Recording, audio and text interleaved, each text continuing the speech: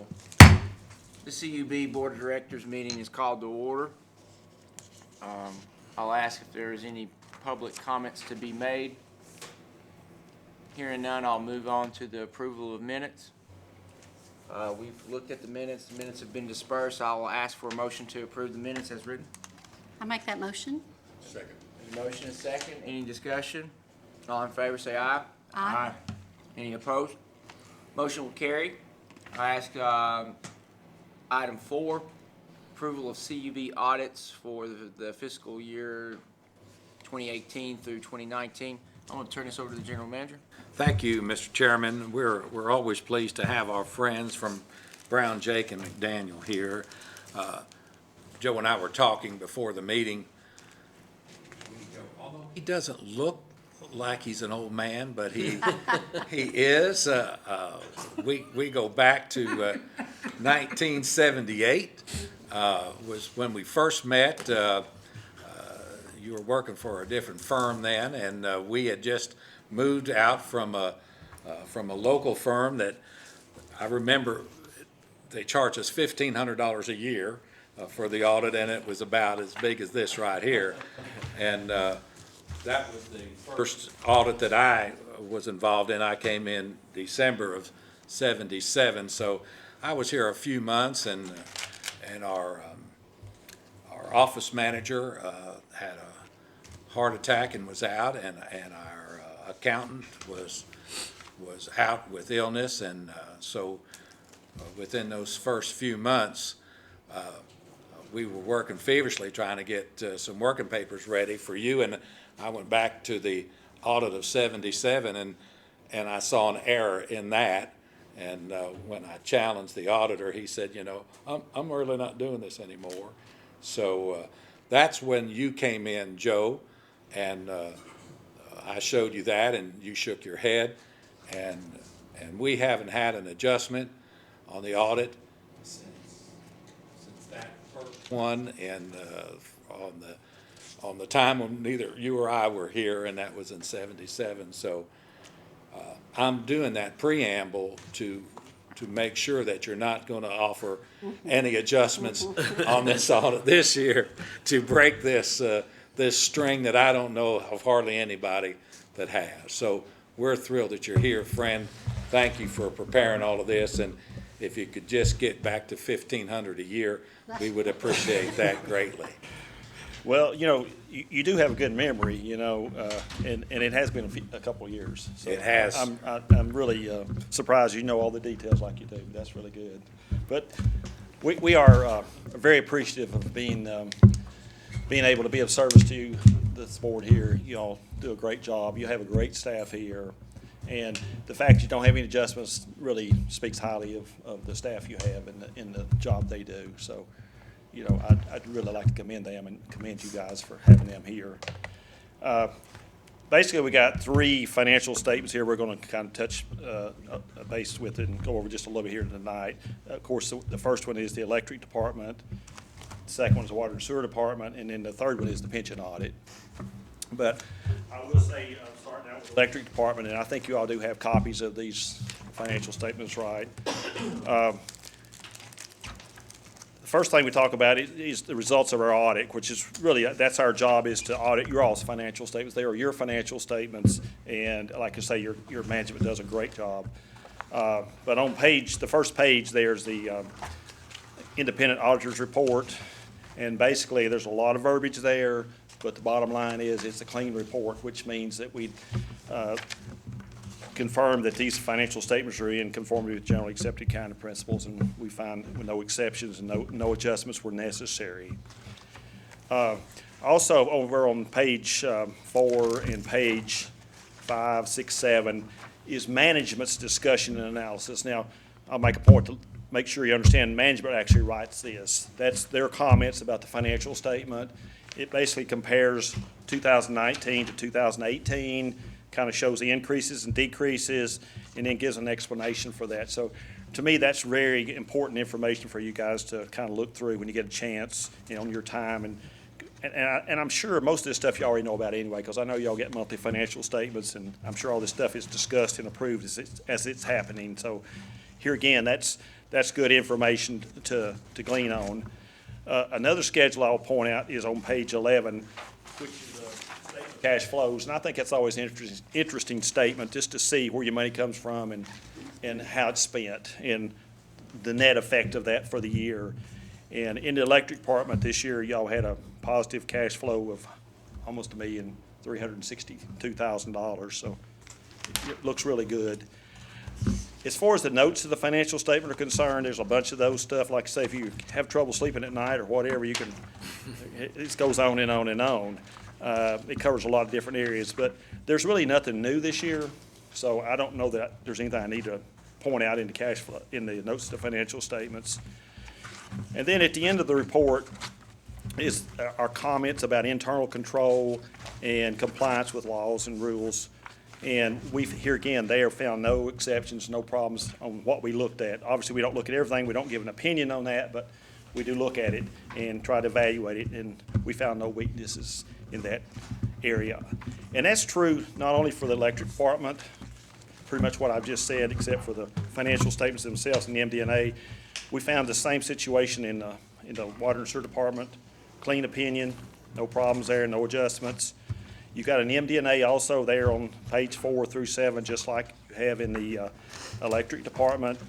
Here again, utility comparisons, which here again y'all probably know about. But here again, that's good information if you're interested in what happened and why the changes occurred. And in the cash flow section there again, on page 11, it goes through the cash flow. Actually, in the water and sewer department, you did have just a small decrease in cash and cash equivalents. However, that was really due to the fact that you had acquisition and construction of capital assets of almost $1,200,000. But, and here again, the notes in those financial statements, there's really not any changes from last year other than just the amounts have been updated.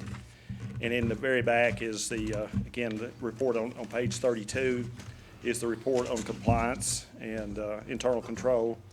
And here again, we found no problem areas there or any non-compliance that we were aware of based on our testing.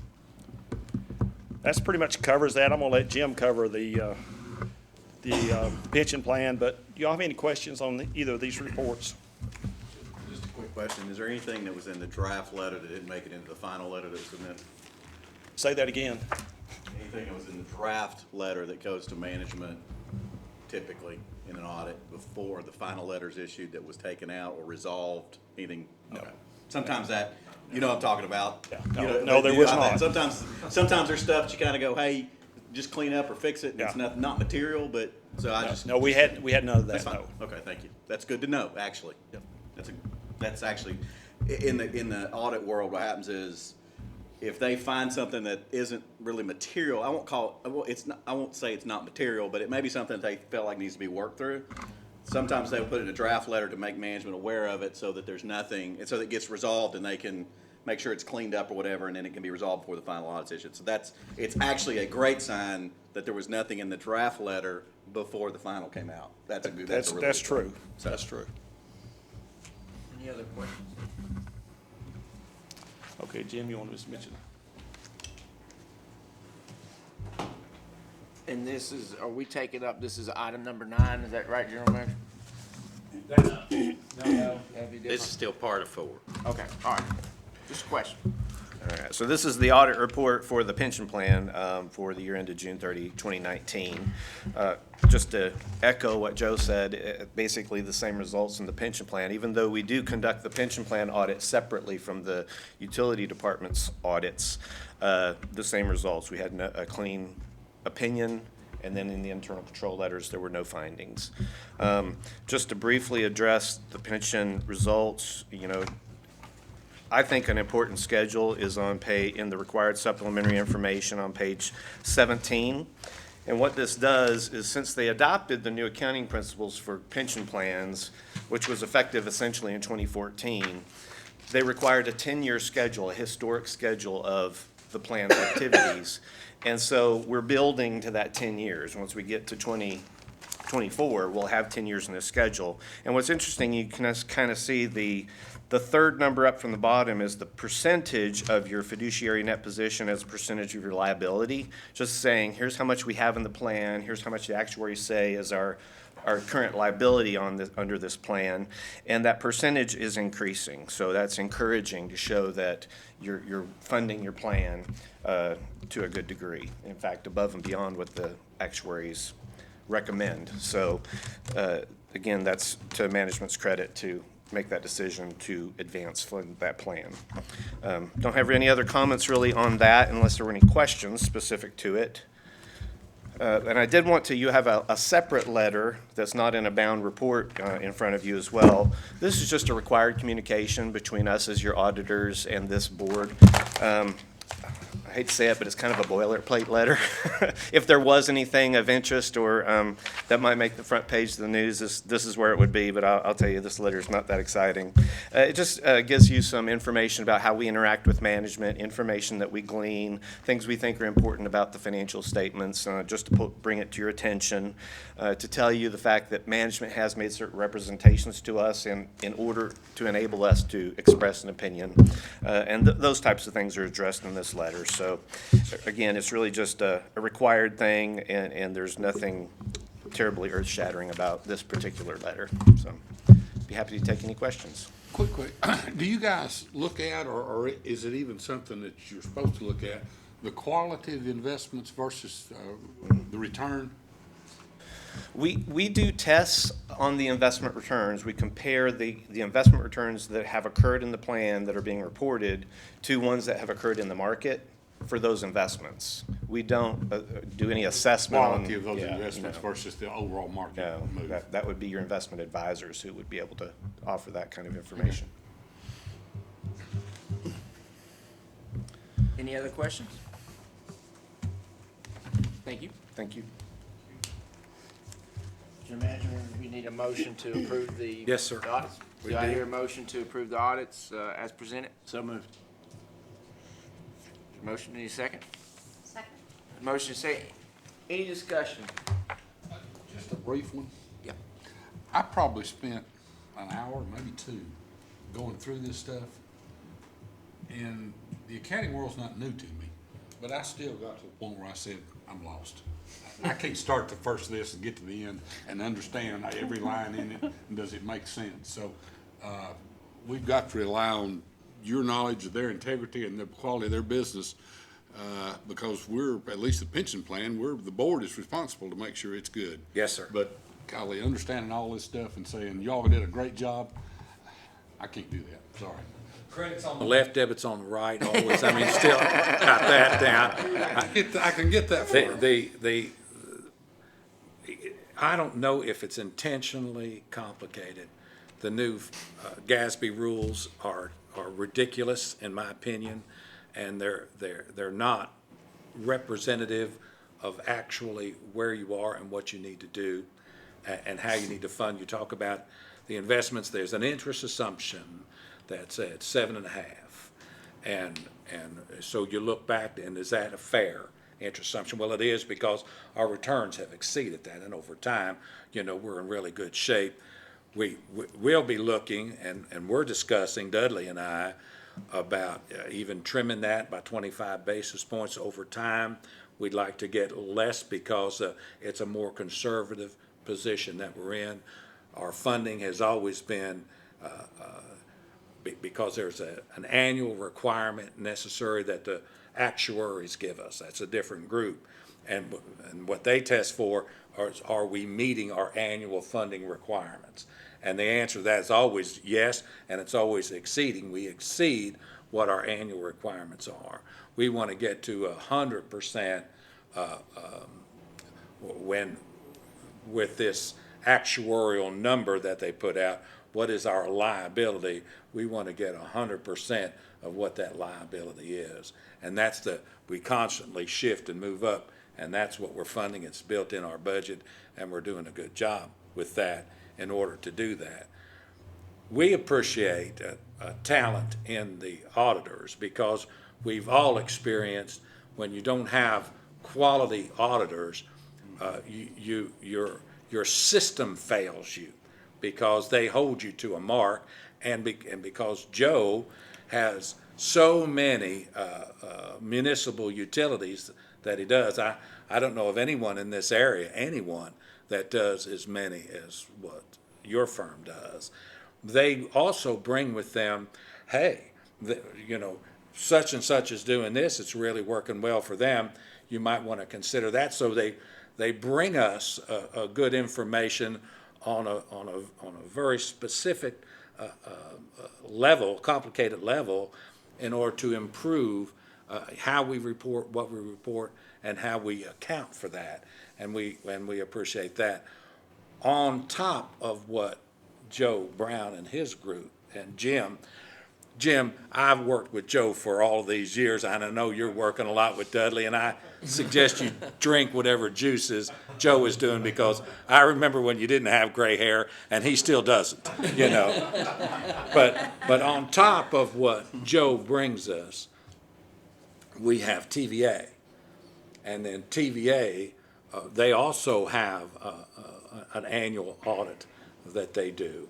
And so essentially, it's an oversight. They are on a different level of how we account for things within, because they require us to be within contract, their contract that we have with them. So they essentially review again what's been done. In electric, we don't have that oversight, that what I call a double whammy in the water department and the sewer department, but we do in electric, which is where, we're over $80 million, and that's the what we call the thing that keeps the lights on here, but we do appreciate the professionalism that they bring and the experience that they bring to us. And Jim, you're a big part of that, and we appreciate that a lot. That's all I have, Mr. Chairman. Any other questions? I mean, I agree with you. I mean, at some point, they're the experts, and, we provide the financial information, and they cross-check it double, and dig in, and then they give us their opinion. Just when I go back to city council, by the way, I apologize when I came in. I'm Zach Farah. I'm chairman of the board, and it's a pleasure to see you guys again this year.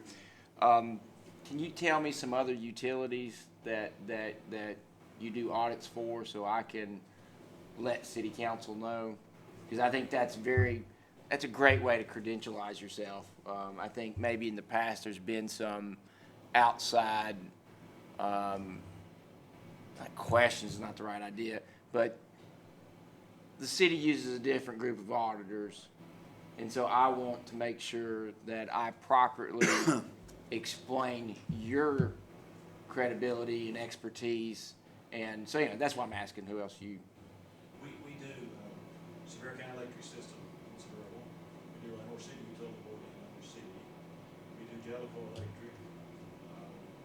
We do Etowah Utility Board. That's enough. I thought I needed to. Yep. Thank you, and I appreciate your professionalism. Just curious on my part, as an industry in the accounting world, do you guys have some sort of oversight that comes in and evaluates your application of GAAP and says you guys are doing the right thing? Yes, sir, we do. We actually have probably three, but we have to have a peer review every 3 years. It's required by the American Institute of Certified Public Accountants. Very rigorous examination of our files and our work and how we perform our work. Do we meet the requirements? Are we complying with all the GASBs and all that? And then also we have to report to the state of Tennessee, the comptroller's department of the state of Tennessee. They review all of our financial statements that are submitted to them. They also come by occasionally and examine our work papers to make sure we're compliant.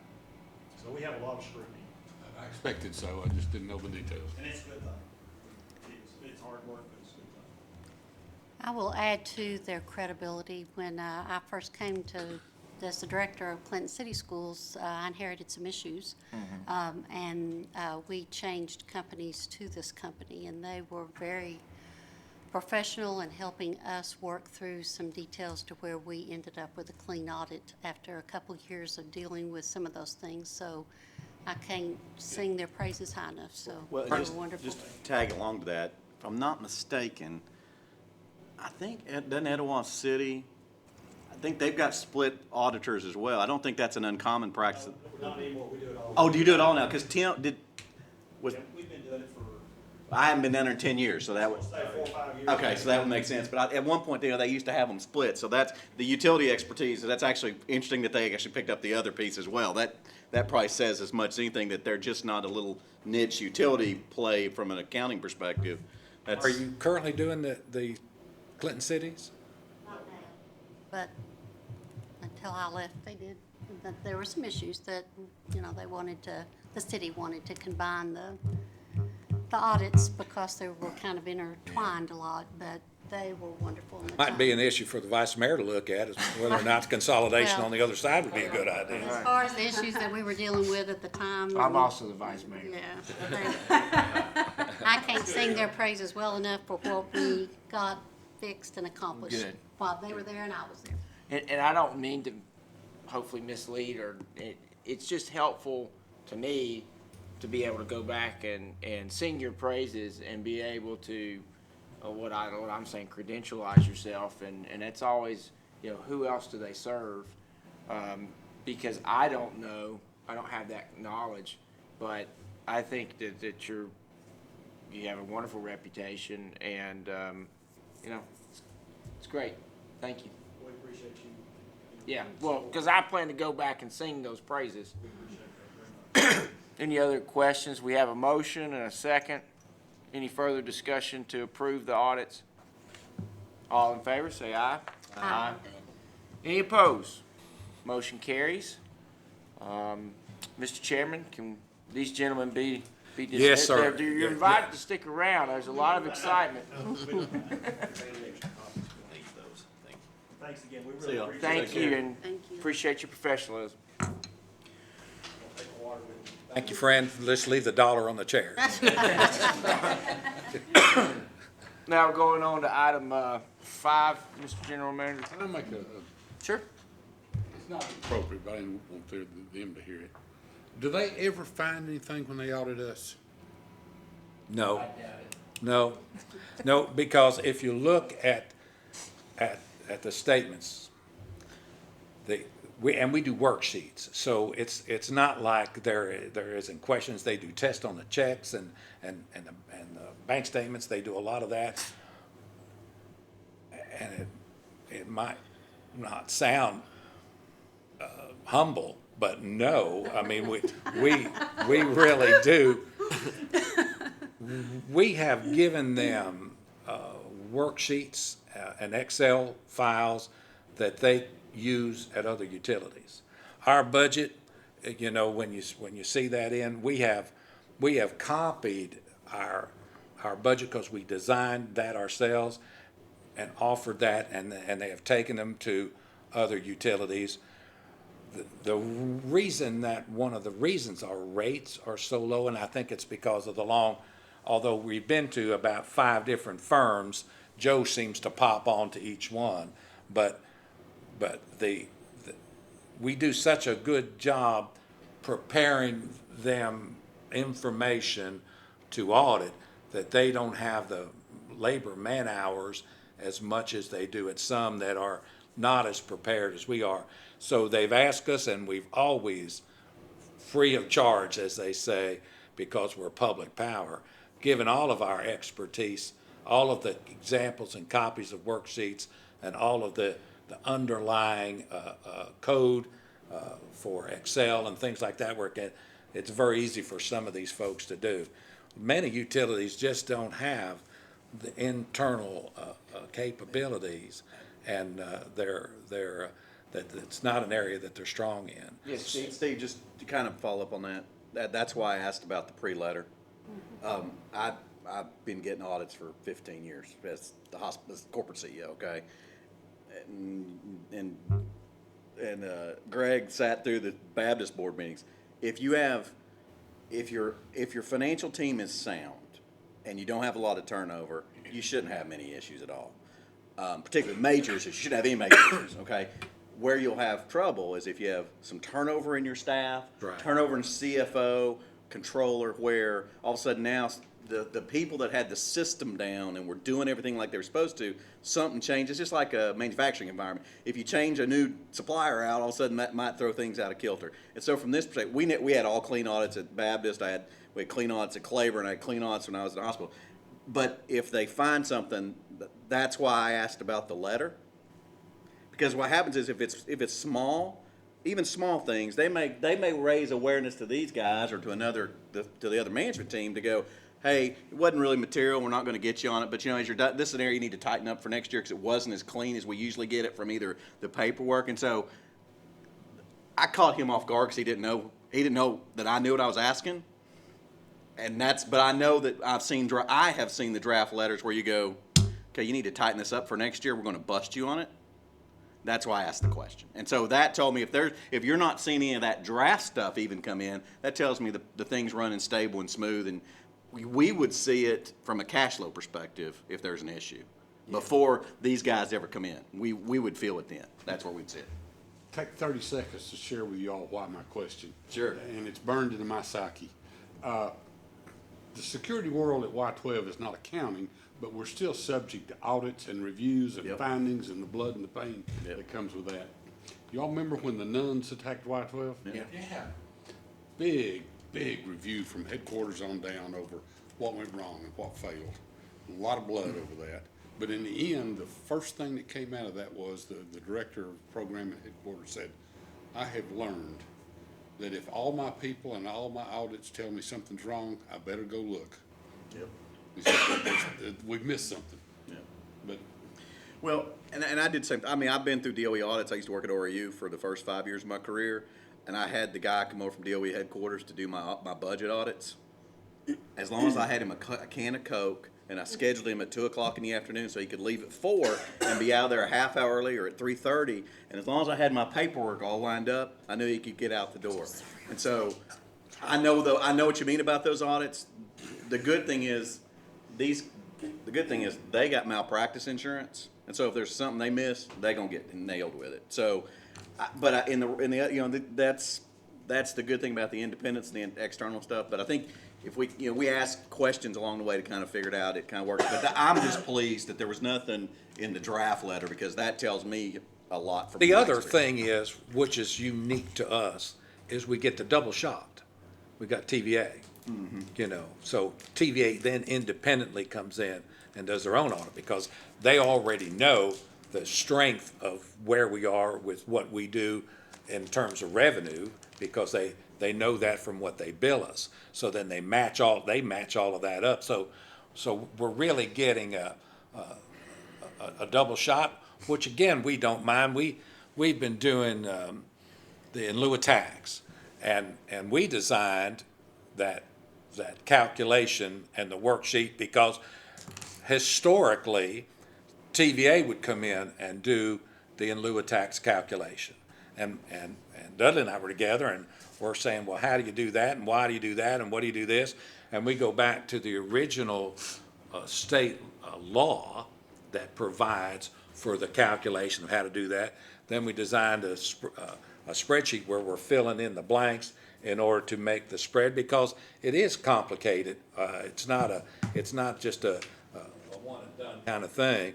So we originally did that in order to check TVA to make sure that TVA accurately identified the appropriate allocation for in lieu of tax with all over our taxing districts. And now we do the report and TVA checks us. I mean, that's how that's flipped and changed, and we've shared that with just a lot of folks and how to do that.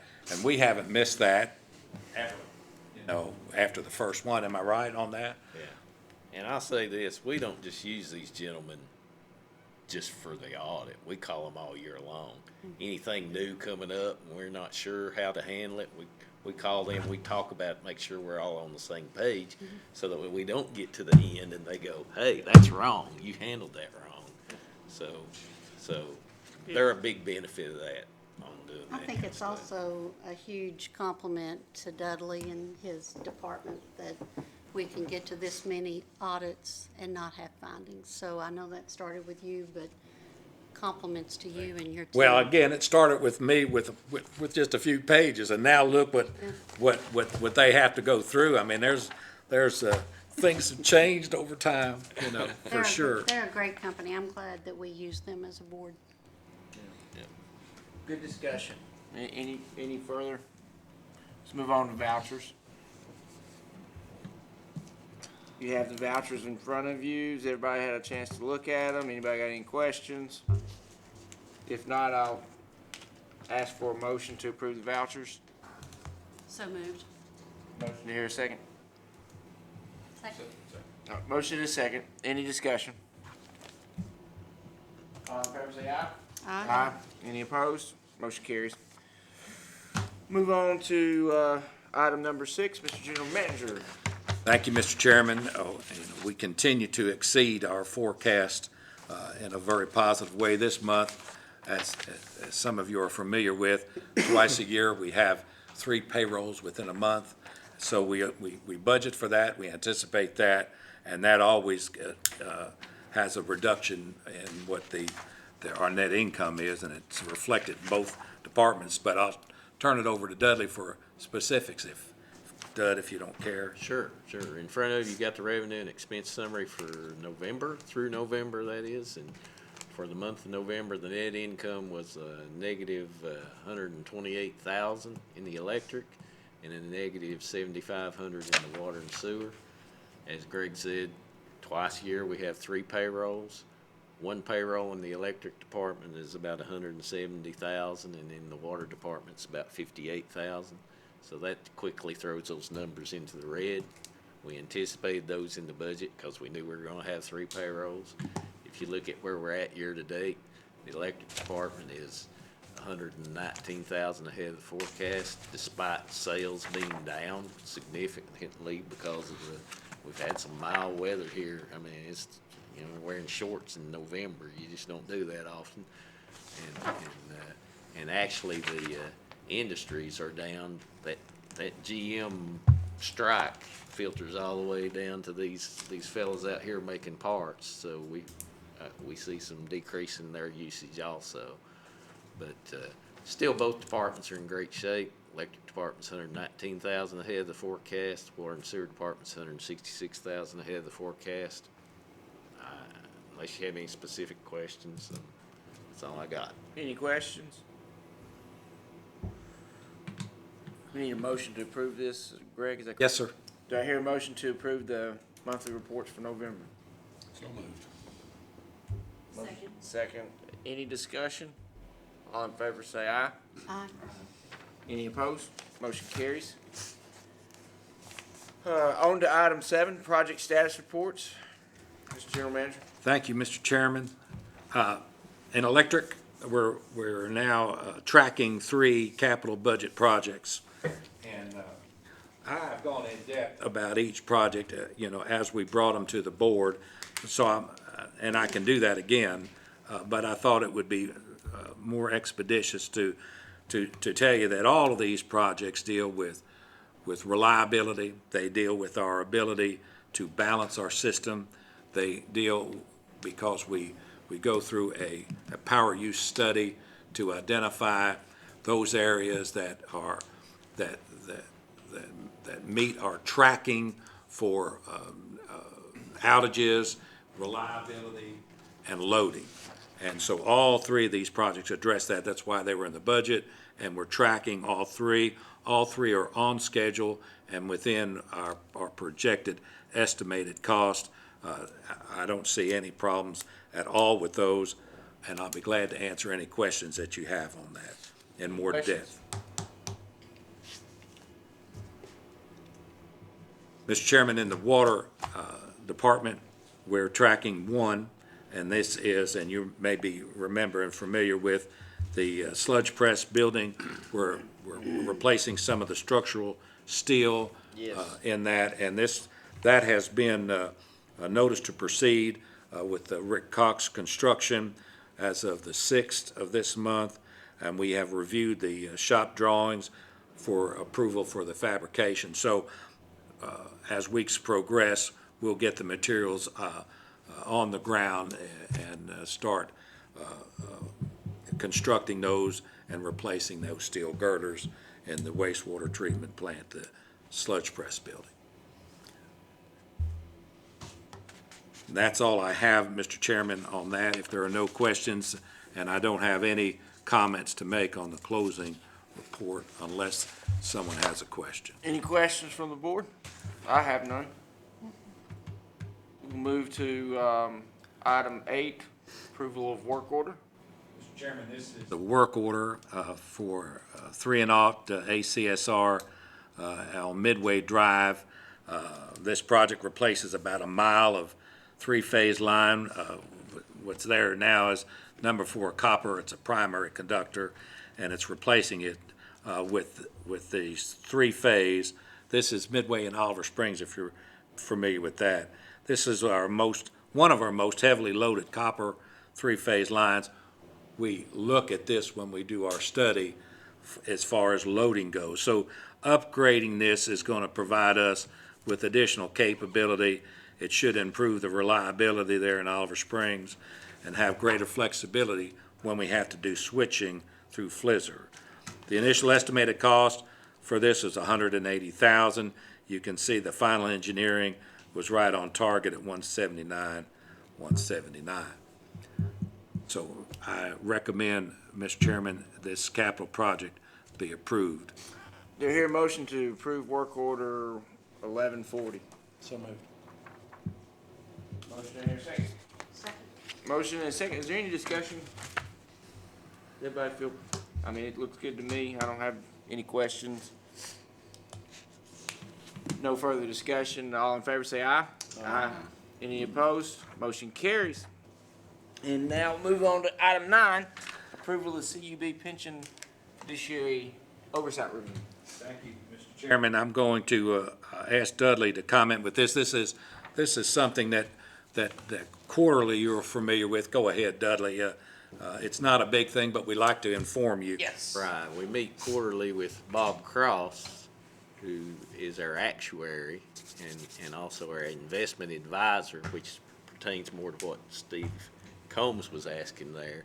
How are your funds doing in comparison to other things? And if you look at page 39 of this report, it shows you. And in those of you that follow the market know that quarter 3 really was kind of a wash, and that's what they've got here. It was pretty much washed, but if you go to the blended category and the blended index, they're pretty much on target. Year to date, now this is through September, we are at 14.64%, and the blended category is 12.93 and 14.14. So those funds are performing well, and if you look at the 10-year, we're at 7.40. And compared to these others, we're right on target as well. Quarter 4 coming up is going to be a big quarter. Those of you that followed the market know that quarter 4 was a great quarter if you had money in the market, and so we'll have an annual number for you after our next review. And those it's hard for us to get with Bob sometimes because all our schedules conflict, but those numbers should be coming out soon, so then we'll have quarter 4 for you. And that's all I have, unless you have specific questions. You know what the market earned last year? A little over 20%. Yeah. Yeah, I got over 20 on my money, so. Depends on what are you measuring it? It does. Of course, you also have to take and consider the downturn in 18 a little bit too, that you end up getting hit on. Yeah. Because you had to, in order to get that 20, you had to start somewhere. I took a Right. beating in 18. What month does Bob come? Next month or the month after, right? Well, I think we should wait until we get the quarter 4 numbers, and then we'll Right. get him in here. He comes, and Steve, that's when, we'll ask him about so big things is asset allocation. Equities to bond, what is that number? Because the more equities you have, the higher your return, but the more risk that you invite. So this portfolio, in my mind, needs to be somewhat conservative, But also, it's gotta be aggressive enough to keep up with the projections on the, Liability. on the liabilities. And we'll have an ample opportunity to dig in and really discuss. And I'm not criticizing, I mean, I understand. it's an important question. If this was our money, we could take risks that we cannot take with somebody else's money Yeah, that's that right. they're depending on. Yeah. We have to understand the risk.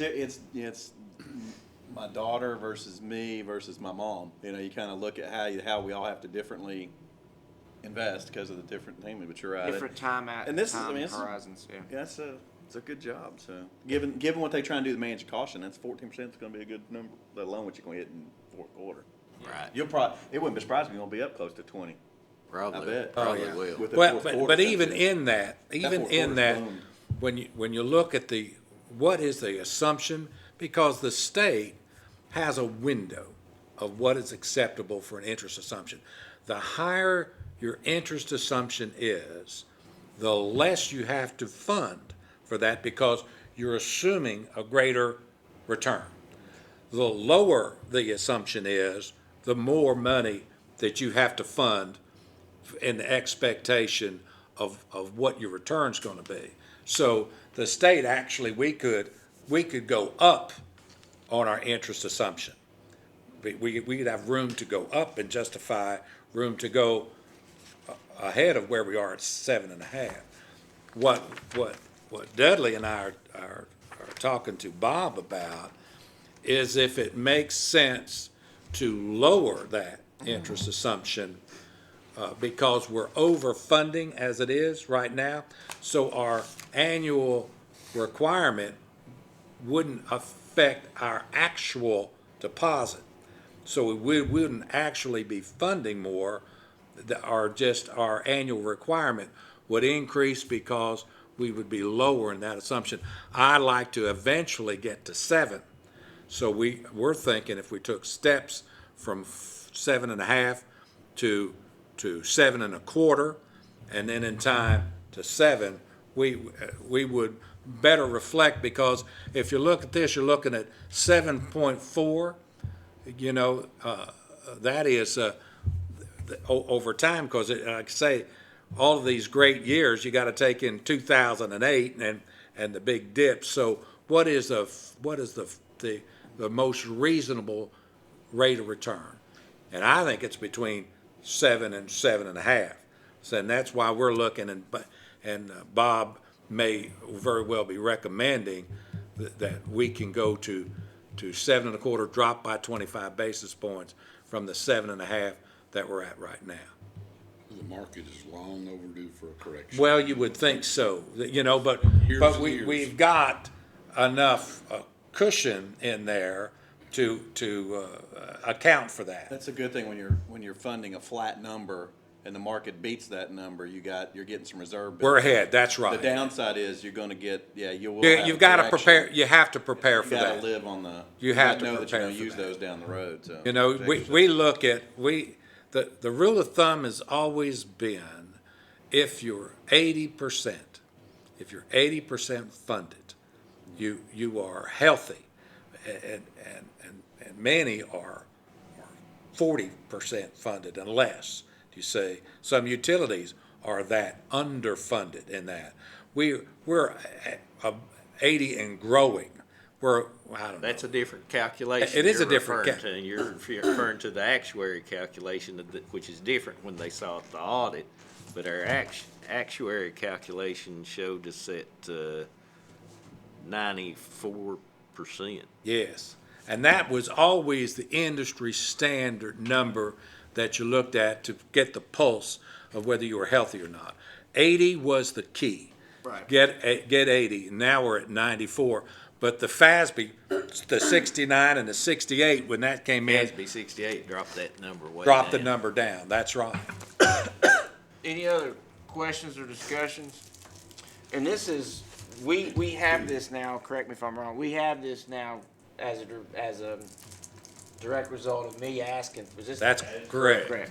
That is correct, Mr. I Chairman. felt that it was very important that the board for fiduciary liability purposes, because it was really our investment committee, what I'm calling investment committee, was doing this, and I felt we needed to approve it to help shield some Protect us, liability off of them. Do I hear a motion to approve the pension plan oversight review? I'll make that motion. Do I hear a second? Second. Motion and a second. Any further discussion? All in favor say aye. Aye. Any opposed? Motion carries. Any other business? Mr. Chairman, thank you. We, Cub, along with all the TVA power distributors, pay a demand charge based on the average demand for the single highest hour metered in a calendar month. Now, I don't expect you to follow me 100% on this, but I'm making these statements.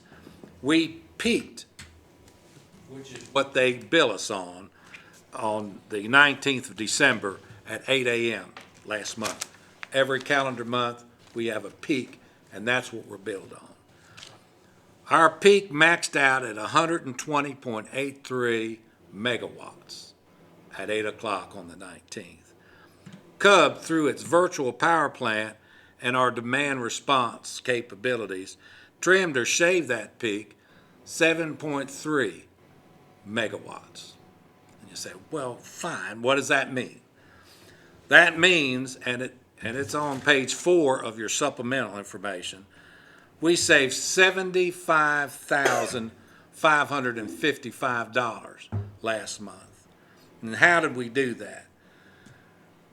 That's what I want to tell you, and I want to do that next month in a presentation to give you a more in-depth, because it's such an integral part of money, and I want you to understand how that works, how we save that money, and how we calculate to that. Because each kilowatt that we're able to trim is $10.35 that TVA gives back to us, because that's what we have to pay, you see. So now, if we do, when you get to megawatts, you're talking about 1,000 kilowatts. So how do we get there? And that's the process that I want to show you, because it is so important to how our rate structure is in play because of this money that we save, which is unlike the other utilities that can't save this. So last month, trimming 7.3 megawatts off of 120, what the peak was, we saved $75,000.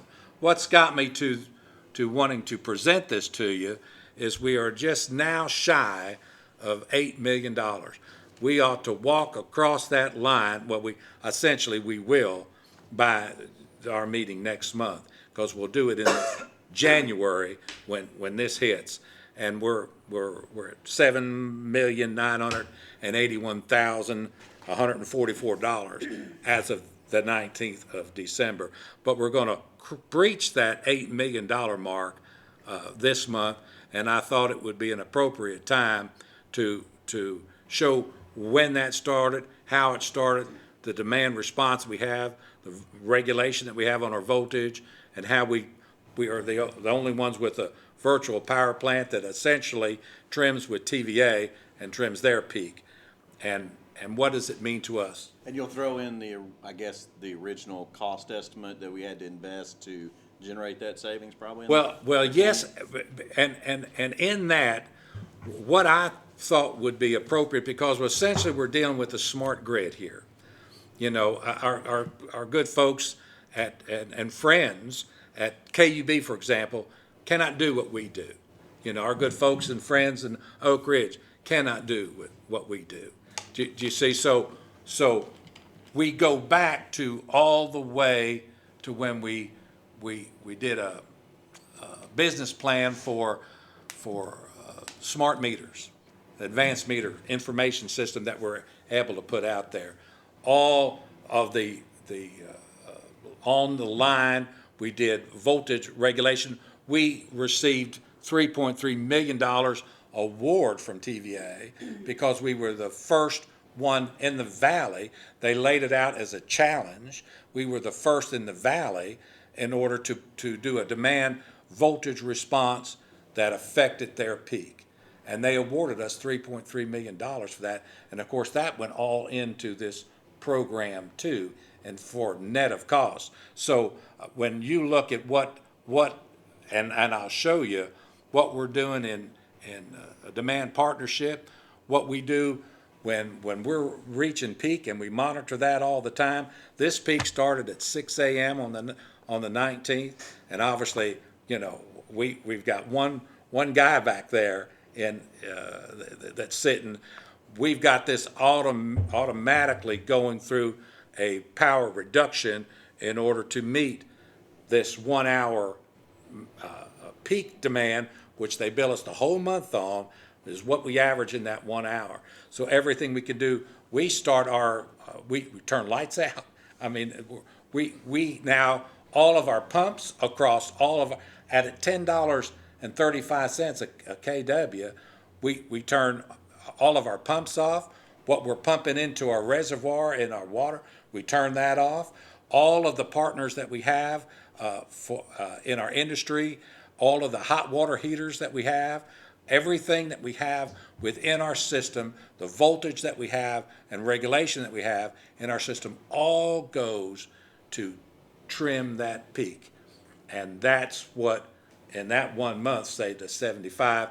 But over time, since 2011, when we initiated this, that's the mark that we're now ready to cross next month for $8 million. So was the tease, I think, for next month. Sounds good. Look forward to it. Any other business speaking? Any update on our fiber optic friends in town? Apparently I think the word with impunity, they do all of this. They are just, they feel like, I think they have the authority, through the state to run roughshod on all of this. They are not affecting us because we have got a lot of linemen that I'd put up against them, and we would win that fight, by the way. But I saw some here a couple of meetings ago. Yeah, they're impressive. But they actually use the phrase with a police officer out there and a customer, a property owner that was saying, you got to stop. And she called the police, and they came and this is what I understand. One police officer and the property owner, and the response was, there's 8 of us and 2 of you.